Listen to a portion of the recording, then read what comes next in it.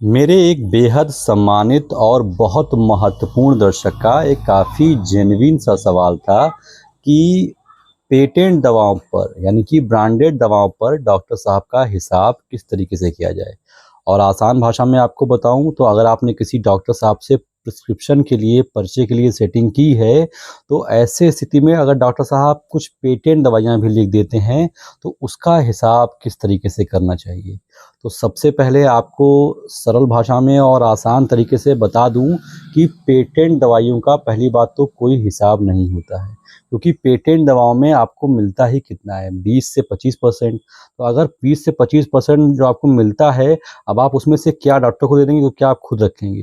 तो अगर डॉक्टर साहब आपके पर्चे पर 5-6 दवाइयाँ जेनरिक लिखते हैं और एक आध दवाइयाँ पेटेंट लिख देते हैं, तो आपको सिर्फ़ और सिर्फ़ जेनरिक का हिसाब करना है, पेटेंट का आपको कोई हिसाब नहीं करना होता है।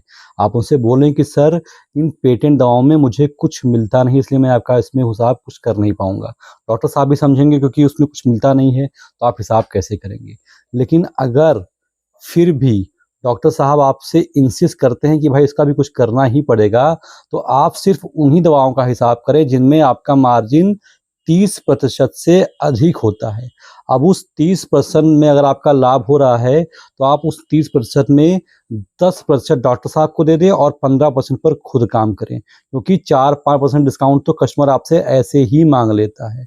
तो पहली चीज़ मैंने आपको क्या बताई कि पेटेंट दवाओं का आपको कोई कमीशन किसी डॉक्टर को नहीं देना है। दूसरी चीज़, अगर देना ही पड़ता है, तो ऐसी दवाओं का करना है जिसमें आपको प्रॉफ़िट 30% से अधिक है, और उस 30% के प्रॉफ़िट में आपको 10% डॉक्टर को देना है और खुद आपको 15 से लेकर के 10% के बीच में काम करना है, क्योंकि कस्टमर भी डिस्काउंट आपसे माँगता है। तो आशा करता हूँ कि जो डाउट आपके मन में था, वो डाउट एकदम से क्लियर हो गया हो। आप बिल्कुल भी टेंशन ना लें। अगर आपके डॉक्टर साहब कुछ दवाइयाँ आपको पर्चे देते हैं, तो आपको सिर्फ़ जेनरिक दवाओं का हिसाब करना है, पेटेंट का हिसाब नहीं करना। अगर करना भी है, तो मात्र 10% उनको दीजिए, उससे अधिक देंगे तो आपका कोई लाभ उसमें हो नहीं पाएगा। आशा करता हूँ कि मैं जो बात आपको बताना चाहता था, वो बात आप तक साफ तरीके से पहुंचा पाया हूं। इसके अलावा आपको एक चीज़ और बतानी है कि अगर आप एक मेडिकल स्टोर खोलने वाले हैं, अभी आप पढ़ाई-लिखाई कर रहे हैं, कहीं नौकरी कर रहे हैं, आपको मेडिकल स्टोर खोलना है, लेकिन आप एकदम फ्रेशर हैं, आपको कोई आइडिया नहीं कि मेडिकल स्टोर कैसे खुलाता है, तो ऐसे लोगों के लिए मैंने एक कोर्स लॉन्च किया है जिसका नाम है शिवनीता मेडिकल स्टोर कोर्स।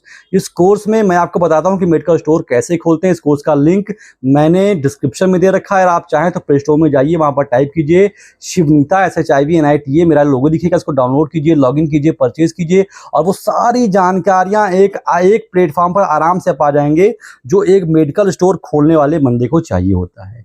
फिलहाल ये कंफर्म है कि अगर आपको मेडिकल स्टोर खोलना है, तो ये ऐप आपकी बहुत ज़्यादा हेल्प करने वाला है।